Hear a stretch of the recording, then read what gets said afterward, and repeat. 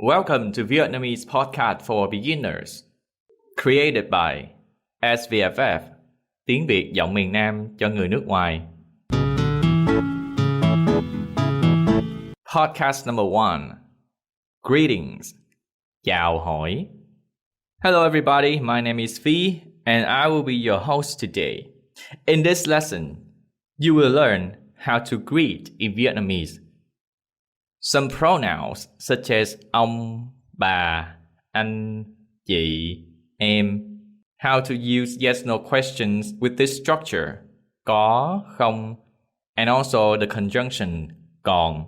Before we start, you will listen to a conversation between two people, Mr. Nam and Mrs. Hương. Those people know each other for a long time. Now, let's listen to a conversation.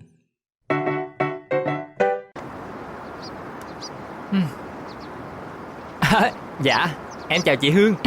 Chị có khỏe không chị? Chào em, chị khỏe, còn em? Dạ, em khỏe, em cảm ơn chị. Chào em, nói chuyện sau nha. Dạ, em chào chị, hẹn gặp lại. Dạ. Okay, now let's learn everything from the conversation. First of all, let's learn how to say hi in Vietnamese. To say hi in Vietnamese, we said chào. Chào.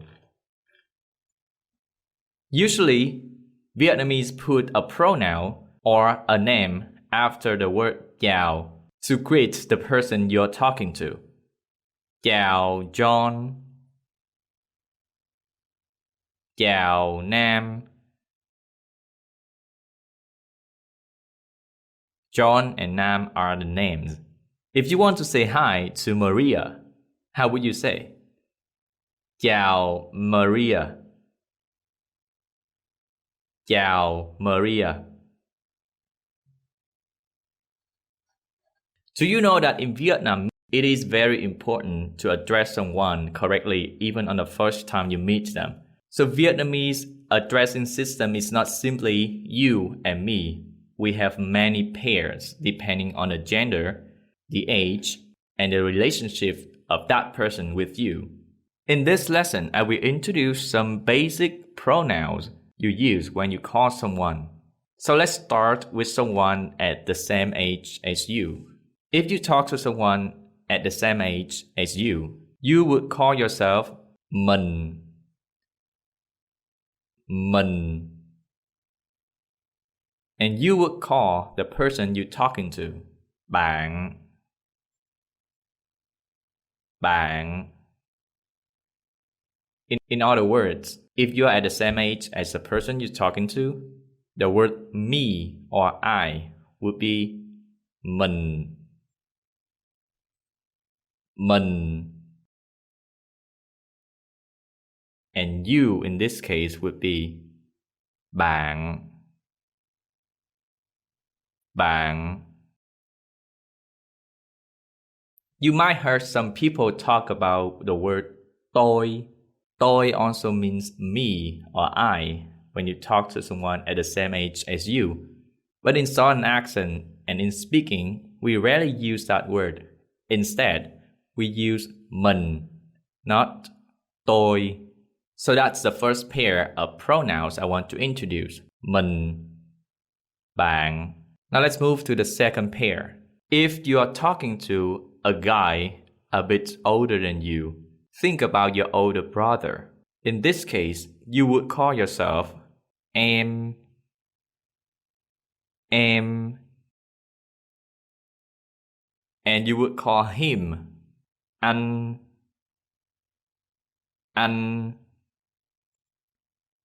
Now, if you want to say hi to him, you would say like this. Chào anh. Chào anh. You can also say in longer sentence like this. Em chào anh.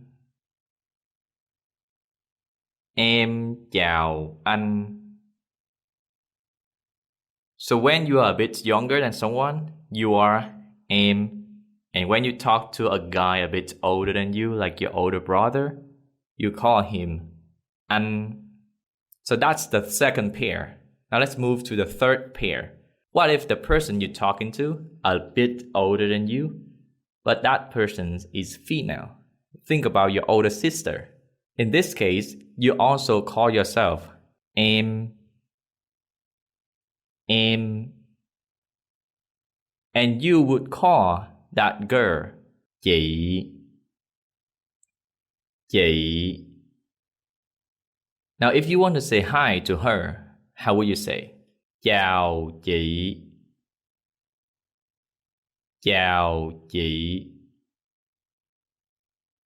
Or you can also say em chào chị.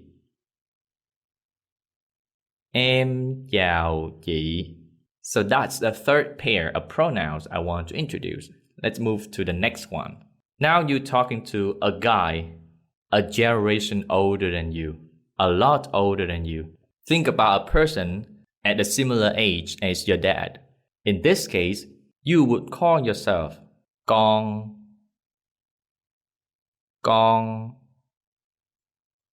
and you would call him chú.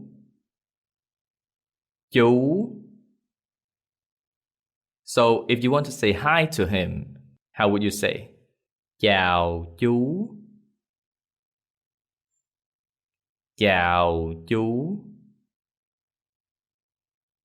Con chào chú.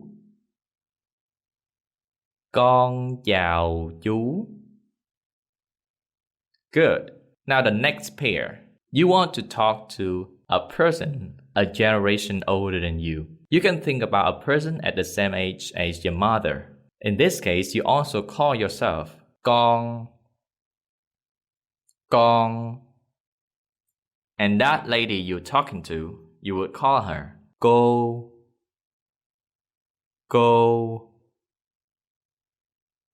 Now, if you want to say hi to her, how will you say?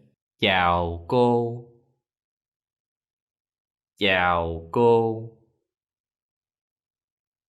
Con chào cô.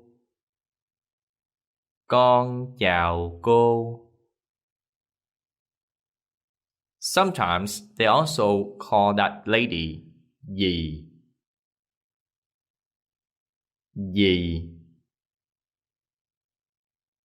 What's the difference between cô and dì? Dì can be a bit older than your mom. Cô can be a bit younger than your mom. But I think in real life you can stick to cô only. Because I think girls, they like to be addressed like younger than their age. So whenever you think that someone is a generation older than you, call her cô. Let me talk about why this is important.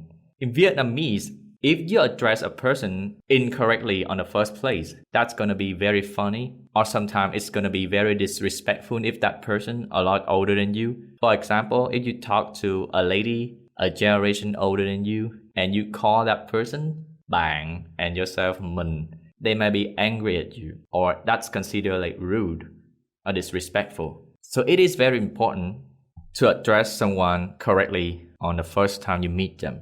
Now let's go to the last two pairs of pronoun I want to introduce today. Now let's say you're talking to an old man who is 2 generations older than you or even more. In this case, you also call yourself con.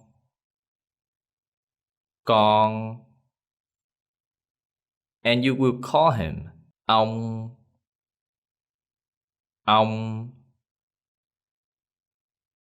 To say hi to this old man, how would you say? Chào ông.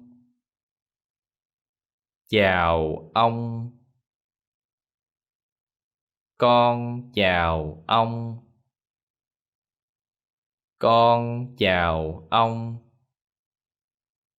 Now let's move to the last pair of pronouns. Now you talk to an old lady, a person who is 2 generations older than you. Think about someone who has the same age as your grandmother or even more. Again, when someone is a lot older than you would call yourself con.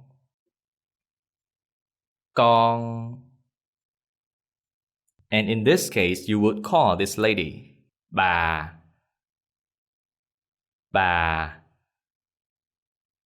To say hi to this old lady, how would you say? Chào bà. Chào bà. Con chào bà. Con chào bà. So those are some common pairs you need to remember. Now let's review a little bit. If you want to say hi to a person at the same age as you, how would you say?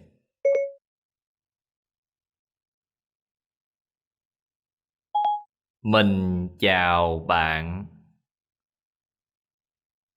Mình chào bạn. Next, you want to say hi to a guy a bit older than you. How can you do that?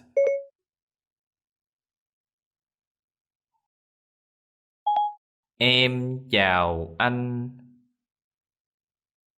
Em chào anh. Lastly, now you want to say hi to an old lady like 2 generations older than you. How would you say hi to her?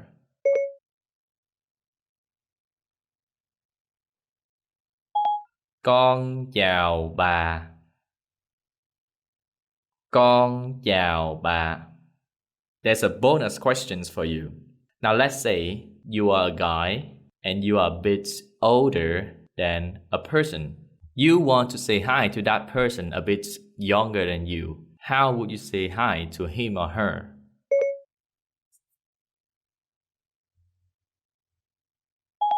Anh chào em. Anh chào em.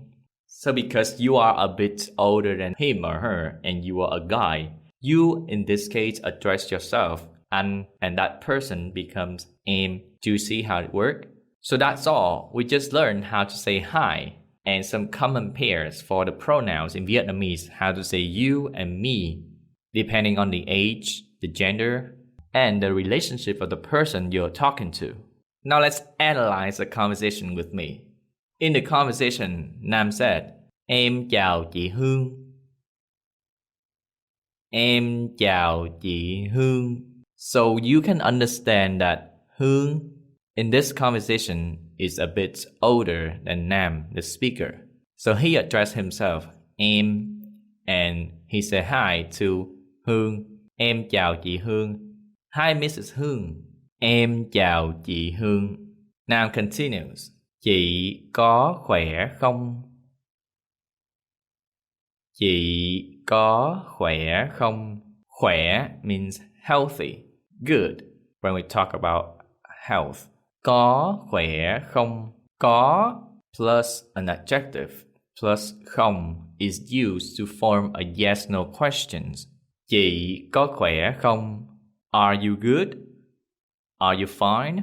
Chị có khỏe không? To make it simple, we translate it to how are you? Chị có khỏe không? Now Hương answer Nam's questions. Chào em, chị khỏe. Chào em, she say hi back. Chị khỏe, I'm good. So to answer có khỏe không question, if you want to say yes, I'm good, you would say khỏe or chị khỏe. Chị here can be changed depending on the person you're talking to. But if you want to say no to this question, you would answer like this. Không khỏe. Không khỏe. Hương continues. Còn em. Còn em.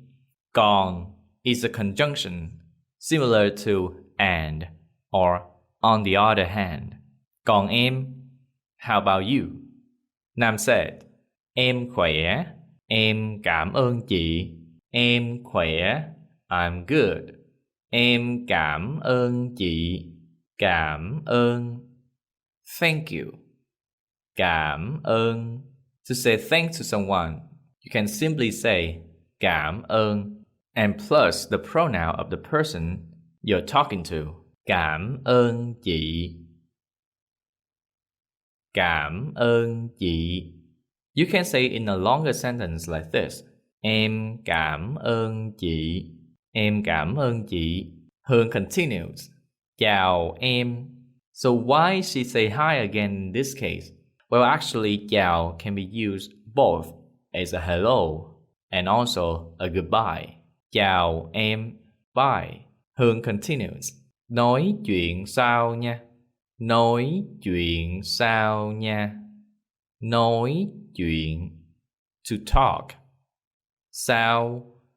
Later. Nói chuyện sau. Talk later. There's a word nha at the end. This is an ending particle. This is used to sound friendly. Nói chuyện sau nha. Nam continues. Em chào chị. Goodbye. And he also says, hẹn gặp lại. Hẹn gặp lại. See you later. So that's all for the conversation. Now let's listen to the conversation one more time.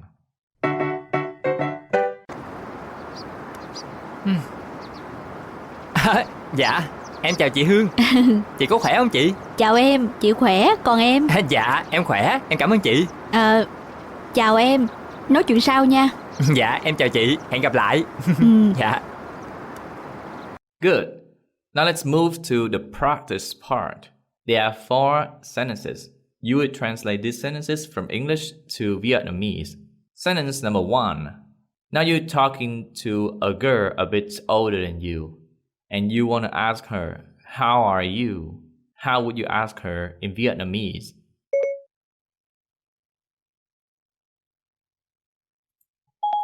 Chị có khỏe không? 2. Now you are that girl, and you answer to the question, thank you, I'm fine. How would you answer that?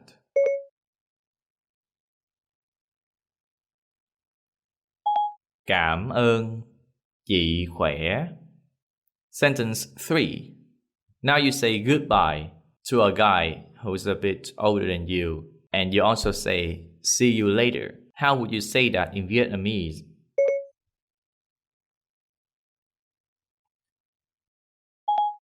Chào anh. Hẹn gặp lại. Number 4. How to say talk later in Vietnamese?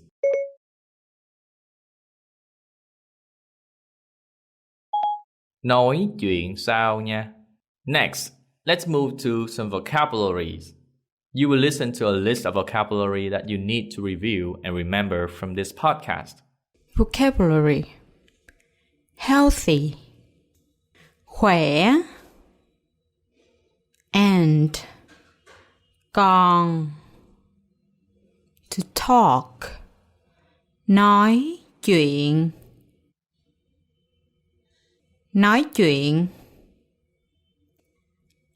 hello, chào, to talk later, nói chuyện sau,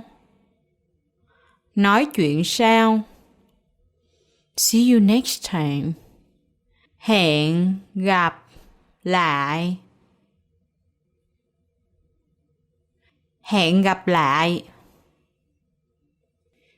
thank you, cảm ơn.